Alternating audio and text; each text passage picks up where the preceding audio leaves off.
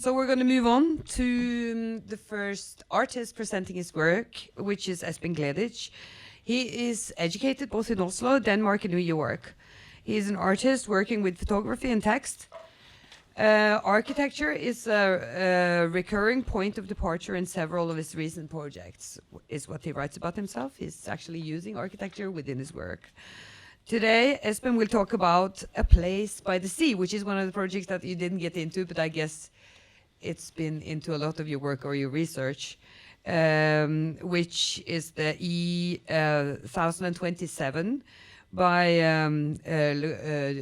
which was made by drawn by Eileen Gray, and he will talk about the strange story which revolves around the house, which was called E1027, and I guess that all of you will look this up afterwards because it's very interesting.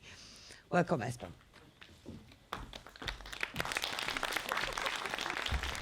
Thank you, Lotte. I just need to get the presentation up and running. So here we are. As Lotte said, I'm an artist working with, in the last few years, projects that are often related to architecture. Architecture is not my field, but it's something that I've been involved in through different things. My way into this was through the Weissenhofsiedlung, as was mentioned by Thomas. Really, that was my first way into architecture and modernist architecture, about how photography interplayed with the dissemination of that housing exhibition.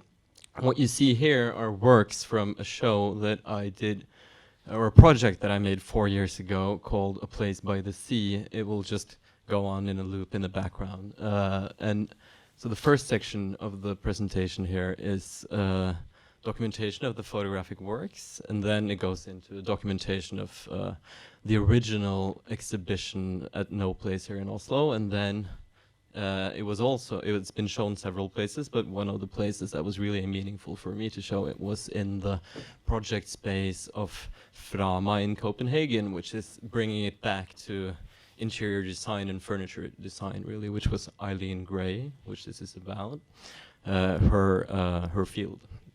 So this house that Lotte mentioned, that takes as a point of departure, I made this project 4 years ago, and there's been a lot of things happening since then, because this is a house that's still in a very complicated restoration process that is for now said to be finished this spring. So in the last 4 years, a lot of things have happened, so I will try to bring it up to date here. So in this, in the images here that were shown in the exhibition, this is an extended view with other works as well. There was also a text accompanying them, a text-based work, which just tells the story really from my non-artist, architect historian point of view about that place and what I wanted to focus on there. And as you can see in the photos, it's as much about the surroundings of the place, not so much about. It's also, of course, the architecture, but not primarily the architecture. So, here we go. Behind an unassuming gate in the quiet village of Roquebrune-Cap-Martin on the French Riviera, there is a narrow and steep set of steps leading down to a sloping terrace surrounded by luxuriant umbrella pines, cactuses, wildflowers, and olive trees. It is here that furniture designer Eileen Gray built her villa E1027. Completed in 1929, the house took 3 years to construct, and Gray worked closely with local builders to coordinate the building process. As an architect, the 51-year-old Gray was self-taught, and this villa, a summer house for herself and her lover, the architect and editor John Badovici, was her debut. The streamlined, flat-roofed house was constructed in line with the functionalist design principles of the 1920s, and the furniture, with its discreet luxury, was specifically designed by Gray. 5 years after the completion of the house, the couple's relationship foundered, and Gray left both Badovici and the villa she had built for a shared future that was not to be. And Bodovici stayed on in the house, and in 1938 he invited Le Corbusier to stay there for a month. And the influential architect, Le Corbusier, sent Gray a letter praising her design. Quote, "I am so happy to tell you how much those few days spent in your house have made me appreciate the rare spirit which dictates all the organization inside and outside, and gives to the modern furniture the equipment, such dignified form, so charming, so full of spirit." End quote. During this stay, he also painted 2 expressive murals on the house's walls, in sharp contrast to Gray's refined design. According to Le Corbusier, one of his motifs, which he called Graffiti at Cap Martin, depicted Bodovici and Gray as naked, intertwined figures, with a third figure between them, purportedly symbolizing the, quote, "the desired child which was never born." And later interpreters have regarded the motif as a comment on Gray's bisexuality. In the following summer, he was again a guest at the villa, a guest of Bodovici, who owned the villa, painting 5 more Cubist-inspired murals. Photographs from this visit show a naked Le Corbusier. There's a very famous photograph of him naked painting on the walls with this scar on his thigh from this boat propeller accident he had. Gray was furious about this, what she saw as a violation of her house, and considered what she called an act of vandalism. And she would never set foot in the villa again, not to say that she would necessarily have been there if it wasn't for this. That's purely speculation. But architecture critic Rowan Moore described it as an, quote, "an act of naked phallocracy," and was of the opinion that the great architect, quote, "seemingly affronted that a woman would create such a fine work of modernism, asserted his dominion like a urinating dog over the territory." After the war, Le Corbusier returned to the villa to restore murals that had been damaged. Like the one exterior mural had been, for example, shot at by like target practice by occupying troops.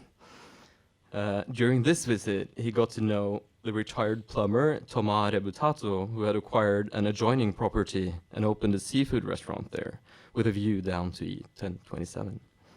The 2 men got on well and arranged that Le Corbusier could build a small cabin, later known as Le Cabanon, as you saw in Thomas's lecture there, on the property in exchange for him designing for Rebutato 5 small holiday cottages for rent.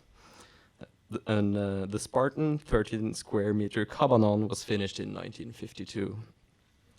And after Badovici's death, the owner of the house, in 1956, the villa, E1027, was bought by Madame Louise Schelbert, an affluent friend of Le Corbusier, which gave him access to the murals. And in 1962, he worked for one last time on them during one of his annual summer stays in his cabanon, restoring them.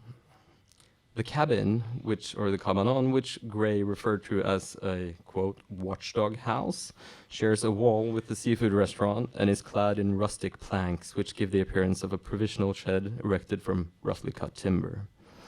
Here, Le Corbusier spent his final summers until his death in 1965, most likely from a heart attack as he swam in the waves below E1027. The bright white villa on the cliff terrace may well have been the last thing he saw before succumbing to the waves. And after this, the story of the house becomes even more complicated, so to say. Because following Madame Schelbert's death in 1982, the property passed to her doctor, Dr. Kegi, and it was in this period that its condition began to seriously deteriorate. And in the 1990s, Dr. Kegi sold the unique furniture in the villa, of which there was a lot, presumably to finance gambling debts and a morphine habit. A few years later, he was found stabbed to death in the house, the outcome, according to the police report, of a sexual transaction with 2 boys who worked in his garden that had gone horribly wrong. And after that, squatters occupied the house, ruining its interiors. breaking windows, scribbling on the walls. This deterioration of the villa escalated until it finally became public property around the turn of the millennium in 1999. And since then, a protracted and difficult restoration process has been underway. And ironically, it was Le Corbusier's murals that set the wheels of restoration in motion. The work has been marked by controversy, not least whether or not the murals should be regarded as important works of cultural heritage or a violation of the integrity of Gray's architecture. At that point, the paintings were in a very poor condition. In the 1970s, the largest of them had been accidentally destroyed by a local craftsman, and a copy was made by a restorer using photographs of the original work, like projected on a wall and made a relief painting out of that, which is now removed actually. So now there's nothing there. So the original painting by Le Corbusier was concealed by a new surface on the existing wall, really. The other murals were repainted in a way that left little or nothing of Le Corbusier's original brushwork visible. And over time, Eileen Gray's name had become far less widely known, especially for her architecture. Of course, her notoriety within the design world was increasing, but not necessarily her architecture, which led to the supposition that it was Le Corbusier or Badovici who had designed this functionalist masterpiece at Roquebrune Cap-Martin. And Gray, who has been described as a modest private person, never made a fuss about this mistaken impression in her lifetime. And neither did Le Corbusier, apparently. When he included photographs of the murals in his own books, he at first neglected to mention Eileen Gray, and then later included her name misspelt Helen Gray with an E instead of an A. And today, the beautiful coastal path that leads to E27 is called Promenade Le Corbusier, and the area in which the villa is situated is known as Site Le Corbusier. And 4 of the murals, 5 at the time of this writing, but now it's 4 of the murals have been carefully restored and are now a permanent part of the iconic villa.